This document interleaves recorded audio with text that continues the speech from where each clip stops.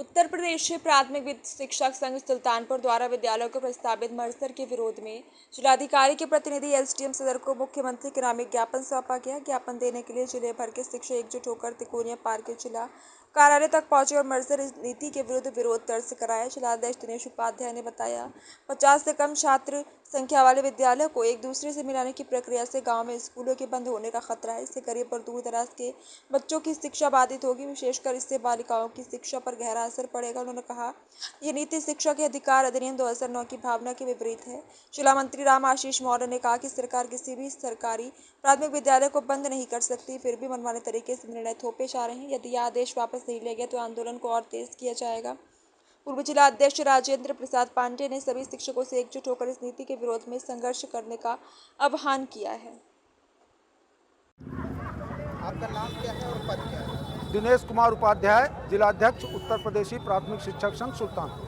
किस मामले को लेकर के आज आपने ज्ञापन दिया? अभी 16 जून 2025 को बेसिक शिक्षा में एक शासनादेश निर्गत किया गया कि जिन विद्यालयों की संख्या 50 या उससे कम होगी उसको बगल के विद्यालयों में मर्ज कर दिया जाएगा या एक विद्यालय बंद करके दोनों को एक में संचालित किया जाएगा।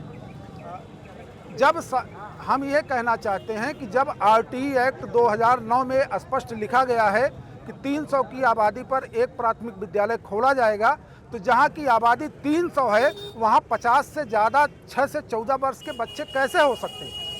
और उस यह शासनादेश आरटीई एक्ट 2009 का उल्लंघन है, इसलिए हम लोग इसका विरोध कर रहे हैं।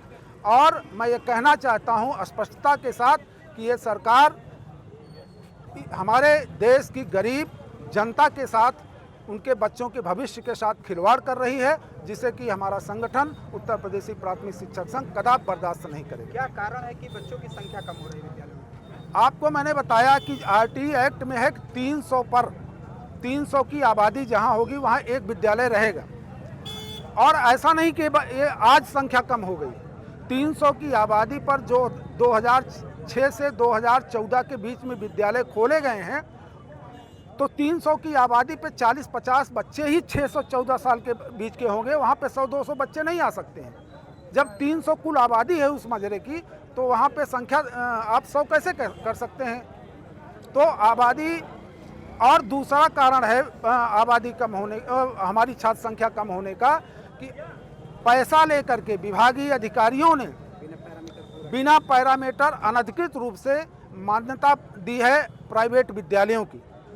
उसमें नियम है कि किसी परिषदीय विद्यालय से 1 किलोमीटर की दूरी पर कोई प्राइवेट विद्यालय नहीं खोला जा सकता, लेकिन परिषदीय विद्यालय के बगल में 3-3, 4-4 विद्यालयों को मान्यता दी गई है, जिसके कारण वहाँ की छात्र संख्या प्रभावित हुई। इसके संदर्भ में क्या कभी आपने पूर्व में सूचना या कोई शिकायत किया था? बिल्कुल, विभागीय अधिकारियों से, विशेषकर हमारे जो संगठन के अध्यक्ष मंत्री हैं, वो बराबर खंड शिक्षा अधिकारियों को कहते हैं कि फला विद्यालय जो खुल रहा है वो नियम विरुद्ध है।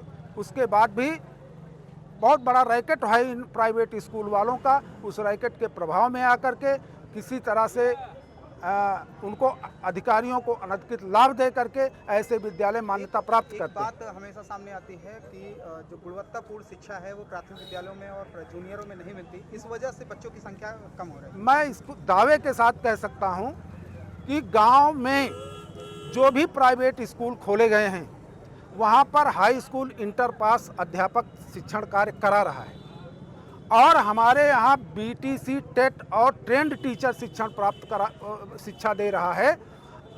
उसका एक कारण हो सकता है कि हमारे यहाँ ऐसे अभिभावक के बच्चे आते हैं जो शिक्षा के प्रति जागरूक नहीं हैं, उसके बावजूद उनको हम उनके अभिभावकों को जागरूक करके शिक्षा देने का काम करते हैं। तो ऐसे में 19-20 तो हो सकता है, लेकिन यह कहना कि पूरी तरह हम गुणवत्तापूर्ण शिक्षा नहीं देते हैं, ये गलत है।